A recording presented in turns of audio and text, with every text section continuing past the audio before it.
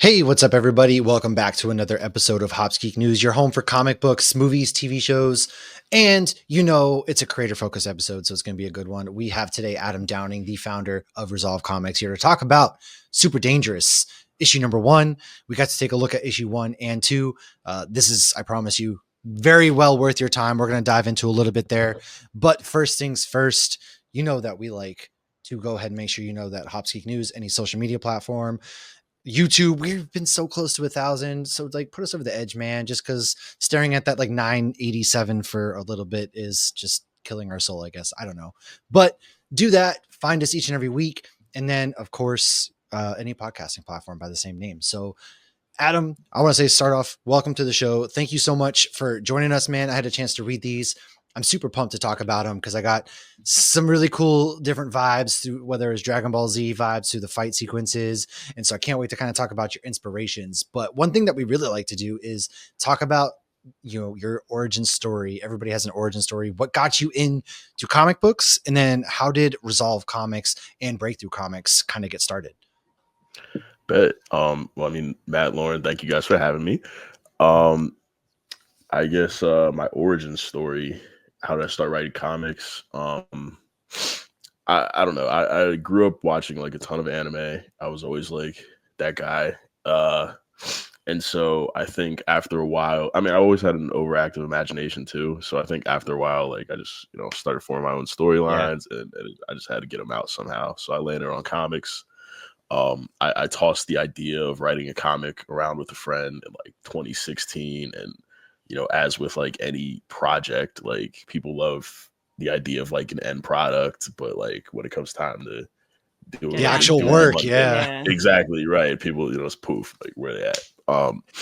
So, I didn't really like get up off my behind and like start like really going after it until like around 2019. And then honestly, like when everything shut down in 2020, that was just like the perfect time to just like really start writing and going all in.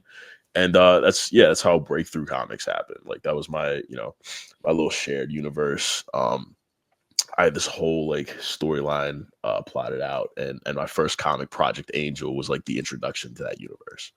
So, I was writing that, I put that out, and then, next came Offspring, and then I had an idea for a comic that I didn't want to connect to that universe. So that's kind of how Resolve Comics came about. Resolve Comics is a spot for me to, right. Yeah, it's like a spot for me to kind of publish, the stories that I want to stand alone in their own universes. And yeah, that's really where I'm at. You're not the first comic creator that has said that it was COVID that really got them to finally sit down and work on it. And I love hearing that just because it was such a crappy time for the whole world. So it's so nice to hear when good things actually came out of COVID. So that's really awesome that you got that time to finally sit down and do it. Agreed. I noticed while it was happening, I when I started like following people on social media and like doing my due diligence, I was like, oh, okay, like a lot of us are coming out or about to start coming out. So I agree. Like it's funny to see. It is one of those things like creativity went crazy. You could either just sit around and people either just were driven crazy, or it's probably one of the very rare times in our lives that we're going to get a chance to be forced to stay inside and not have a million things going on. And so to take that opportunity, where did you come up? How did you come up with the name for whether it was Breakthrough and Resolve? Kind of have an idea, but what were the reasons that you chose those names specifically? Damn. I've never been asked that. Breakthrough Comics, I don't know. I guess it was kind of on the nose. Like I was just trying to break into the comics industry or whatever. I don't really know. It was just something that's what I thought, but I didn't want to assume because it does make sense. I mean, Breakthrough, you're kind of it's twofold because you talked about in 2016 starting one, and then finally, 2019, you kind of broke through that mental barrier or whatever it may be for you, and there you go, you started, and now you have that shared universe, and then you have your own separate universe, and look at how it's grown. Definitely. If I'm gonna be like really honest, I think it was also like a like breaking through like dark times and stuff like that. Like, coming out of, a tough place and then ending up like writing comics and like finding something that I like to do, which was, making comics. Yeah. That's awesome. Absolutely. So let's kind of talk about Super Dangerous then. I mean, Jah Sanders, I think this is a really interesting, it's not your typical superhero story, which I really like, because it's very easy just to go in there and, superhero save the day. But Jah does a lot of things that are kind of the opposite than what you kind of expect when you're thinking superhero formulas. So why don't you take us into kind of how you dove into Jah and the inspirations behind this story? Um, I mean, Jah at his core is like definitely just like a power fantasy for me, just like being a black dude in America. Like he really is. He's like a kid with like all of the power. Like he's the most powerful being on his planet. Like nobody can do anything or like check him or put him in any sort of box. Um, and like, all right, I'm not gonna go into like his stuff. For me, like writing that, I don't even know. Like, I guess so. Short story. I was Katodwe, Lord Katodwe, like the guy who illustrated, did the lines and colors for Super Dangerous. I worked with him before I even wrote Super Dangerous. It was for, I worked with him on like a poster for a project that ended up getting scrapped. But like what he drew, I was like, all right, we gotta work together. Like regardless, like we have to do something together, right? His So artwork in this is killer too. It's dope. Yeah, crazy, it's right? beautiful. It is like a heavy manga background, and like you really it shines through in the panels. And then he also like wanted to flex his coloring on it, so I mean, I he even love it has so light much. reflections in like one scene that I Yes, was like, wow, that's like It most goes people don't even hard. think to do that. yes. Thank you guys for recognizing that, man. Like I was enamored with his work. So honestly, Super Dangerous was like I just it was like written for him, not for him, but it was like I want to write something. Like I want to work on something with him. Ended up writing Super Dangerous. It was supposed to be like a 3 issue like short or something, but the more I kind of worked on it, the bigger it grew. And then I don't know. It was just like I know my goal when writing it was really just to write something fun and like entertaining. I think I was like really just trying to hook people, and entertaining. So, how many issues do you expect the story to be total? Um, I'm feeling like honestly, if you had asked me that like 2 months ago, I would have been like 50 to 100. But lately, I've been thinking I could wrap this joke right. I was like, But that's a lot of comics. yeah, right. Like I do 1,000. No, but Be very anime though. I mean, if you're keeping in the spirit right. of manga and anime, it's like the long form, man. Why not Nah, at I the want same this to time? be the next One Piece. It's never gonna end Yeah, ever. never You know what I ending. mean? There we go. No. I've been thinking I can wrap it up in like 25 issues, Ooh, maybe. I don't know. that's We'll still a see. good amount of like decent story, Yeah, especially that kind of is a where you lot. Yeah. Right, started. Like right. because in issue 1 and then even issue 2, without spoiling anything, there's a pretty kind of soul crushing cliffhanger at the end of issue 2, man. Like again, I didn't see it coming from where we picked up in issue 2 to where we end in that I'm issue. glad. It's kind of, soul crushing. I had no idea that was coming.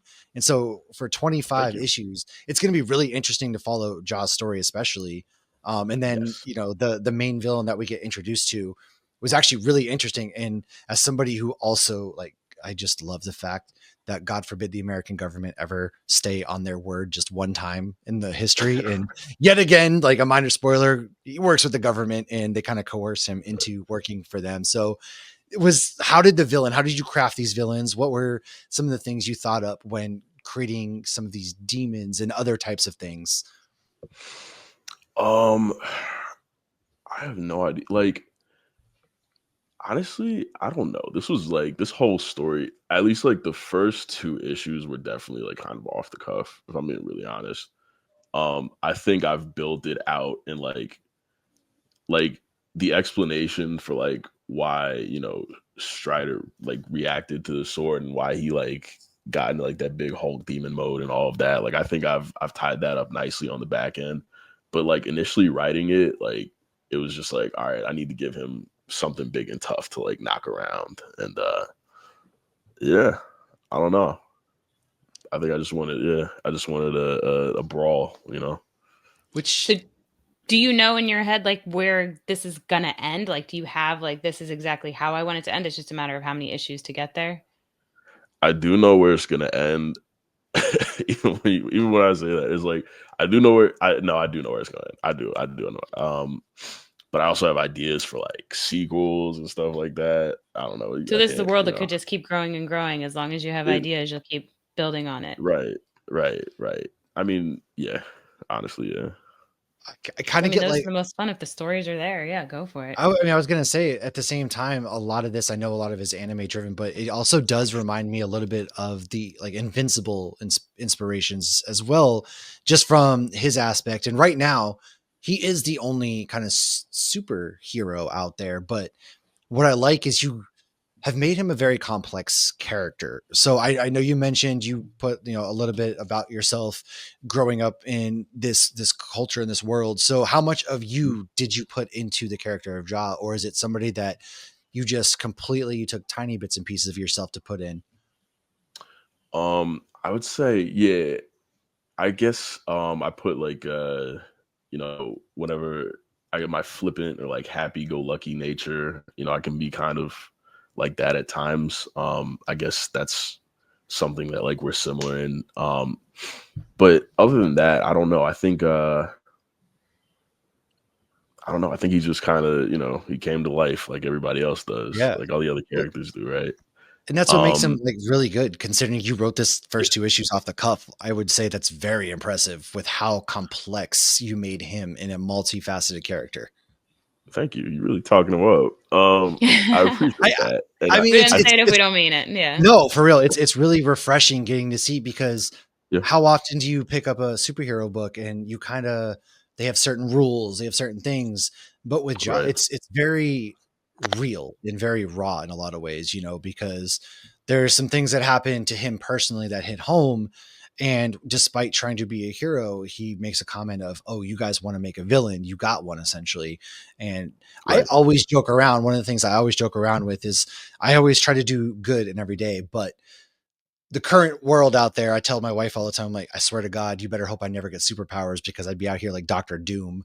And it's not like I want to hurt The people. It's just Homelander, like, everybody. you know, it's just one of right, those things. Like it's very, very, he's a college kid. So he's still got those right. emotions. He's very emotionally Right. His driven. And brain's I really still like how growing. you wrote him Yeah. like that. It's very awesome to read. And for me, that's what sucked me in, aside from the amazing artwork and the fight sequences that went down. It was a lot of, you know, his character and how you wrote him, especially coming right off the cuff, finding that out. It's damn dude, like really good writing.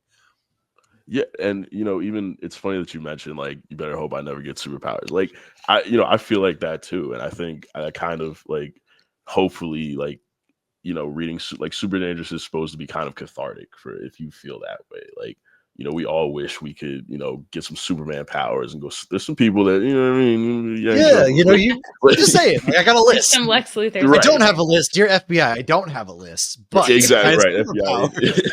FBI, right. But that's like I said, like it's a power fantasy at its core. It's supposed to be like cathartic for people who feel this way, and also just like on back to like Jah's whole character arc, like writing him like or starting him off as like this kind of naive, like happy-go-lucky kid, and now he has these powers. Nobody can really hurt him like that, but like his whole character, but like especially at the end of issue number 2, he's gonna start like he steps into this isolation that is gonna that's kind of his beginning, and he's gonna have to like deal with that throughout the series, right? Because this is his origin story. I Yeah. guess we're still, Yeah, getting to know the character. So yeah, And it makes for a good hero's journey. And you know, I know we kind of talked in this week. You're campaigning right now, so this current campaign gets ready to wrap up this week. So, what kind of things are we looking at as far as your campaign goes? What did you want to drive as far as getting people to invite them into this world? um I mean, yeah, I do just y'all just gotta read. Um, Honestly, like if anybody's curious, I would say go to Global Comics. Like issue number 1 is up there for free. Like I invite, like yo, you don't have to buy anything. Just read issue 1, see if you like it. Anyway, um, and like goodies and as far as like goodies and like rewards go, like we have variant covers for issue number 1 and 2 that I just dropped on there.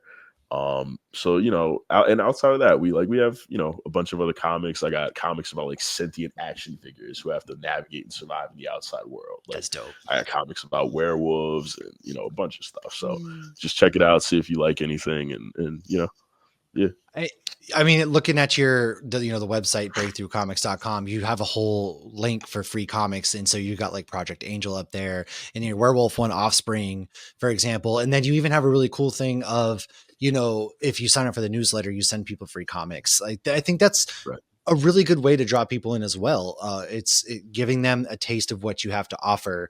And then, because how often do people are very, you know, kind of almost timid to break into something new. And so I think what's unique about your marketing campaign is giving them that taste and then, hey, come on in, and inviting them in. And then you have so many other things. You shop Resolve Comics, you go through the Breakthrough Comics, you have the news. There's a lot of really cool things I think you guys have done as far as your website goes and just the campaign in general.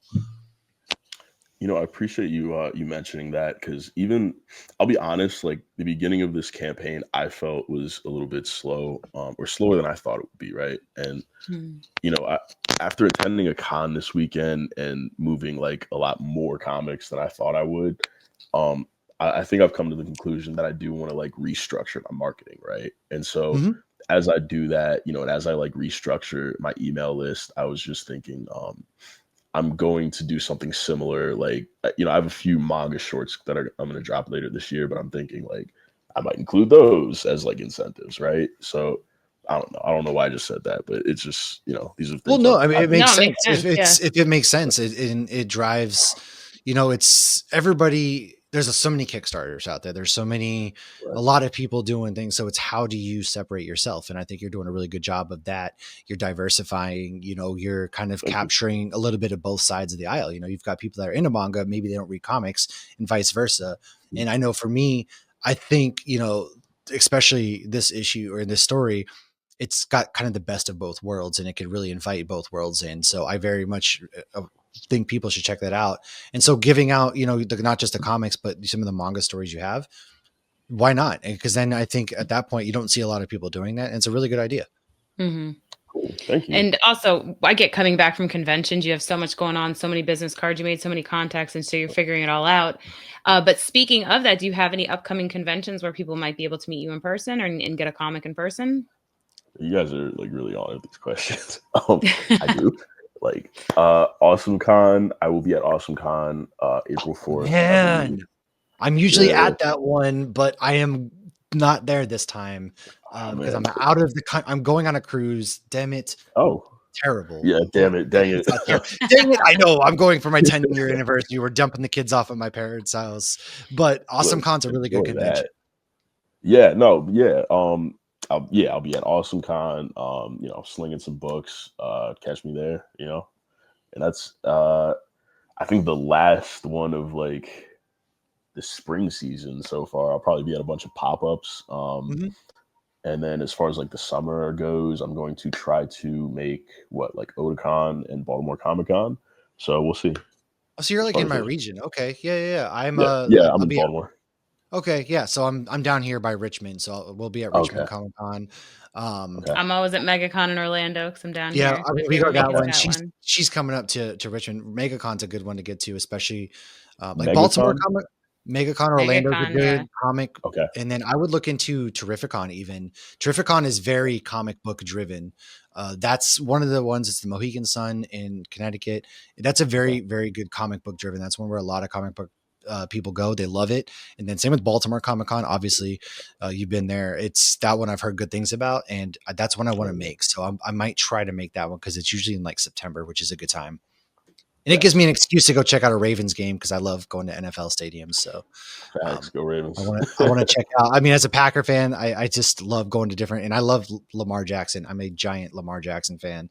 So it would just give me a good excuse. And then, get to meet a lot of cool people like yourself that we get to talk to through this and read your comics and then get to actually hopefully hold the physical and, get to meet you and stuff. And that'd be really rad too. But that's really cool. Like Awesome Con's a great one. And then Baltimore is good. So it's pretty dope that you get to go to these Comic Cons. Definitely. And I'll definitely check out these other like Terrificon and MegaCon. Like my dad's in Cape Coral, so I mean, can't be like too far. Yeah, and then I mean Connecticut from Baltimore, I mean it's not that far. It's like 5 hours or so. It's Terrificon is one of the best in the country. MegaCon's gotten massive. That yeah. Like it was, what did they say? There was like more people here this year than there were at San Diego Comic-Con. I did not fact check that. I heard that from a friend who works in hospitality and staffed the meeting. So I believe, but yeah, it's because I also want to say I think Charlotte's the other one that's really big for comics, but Terrificon is like the one that a lot of the big names specifically go to, just because it is so comic creator driven. That's good. Aside from that, though, where can people keep up with you and, Breakthrough Comics, Resolve Comics, and where they can keep an eye on where to find you guys? Yeah, I would say like Instagram is where I'm probably gonna be most active. Breakthrough Comics, BREAKTHRU Comics. Twitter, Breakthrough Comics, same BREAKTHRU Comics with an X. I don't know, Blueski as well. If people are on there, 75 different. Blueski. I haven't heard somebody call it that one. That's cute. Blueski, is it Blue Sky? I don't know. I always call it Blue Sky, but whatever Blueski it makes is, sense. I like that better. 68 million. It can be exhausting for creators. And you're the same one on Blue Sky, you said? Breakthrough Comics? Okay. Yes. Make sure, and Facebook. Yeah. Well, everything's in the show notes too. For anybody out there listening who wants to, make sure to drop a follow. Lauren, as we wrap up, do you have any final questions? No, just make sure if you're going to get the Kickstarter, and I think that's great. Take advantage of the first one and then go do the second one. And you can find him, on all those socials. So I think that's about it. And I will say, if you heard anime and that scared you a little, I'm not a huge anime fan. I loved the artwork. I thought the artwork was fantastic. It was beautiful. It wasn't one of those where I'm saying it brings people from the other side. I'm telling you. So so don't let that scare you if that's not your thing. If that is your thing, then even better. Lauren's audience is Target moms, and she's in the bag, folks. Target so if you moms? need anything else, the moms that shop at Target. I'm not shopping there now. I know. She's a Costco mom hit me now. Where it hurts right now, Matt. Thanks. That's how you know this is a good comic. But really, Adam, I really want to say thank you so much for swinging on through and sharing your comics with us. And anytime you want to come and chat, just drop us a line. We are here. And then for anybody else listening out there, Hops Geek News, that's where you can find us on socials, podcasting platforms. If somehow you found this and you're like, where do I go next? Surprise, here we are. And drop us a line. If there's anything that you liked about this, make sure you hit up Adam. Or if you have any questions, anything that we messed up on, DMs are always open. And for now, shout out. We do. Or correction. We do. We have a whole segment on what did we mess up on. It's the greatest thing because I love it. But again, Adam, thank you so much for hanging out with us. And we'll see everybody next week. And, today is Wednesday when this airs. So I hope you guys check out our live Daredevil Born Again recap episode tonight at, Lauren, was it going to be 8 p.m. Eastern? We're recording with Trevor at 8, so it might be 9. So 9 p.m. Eastern tonight when you're all listening to this, hopefully. Daredevil Born Again live on our YouTube. We're talking about the third episode. Be there, or, maybe you have some. You might be asleep like I usually am on the couch. But anyways, we'll see you guys next time. Peace.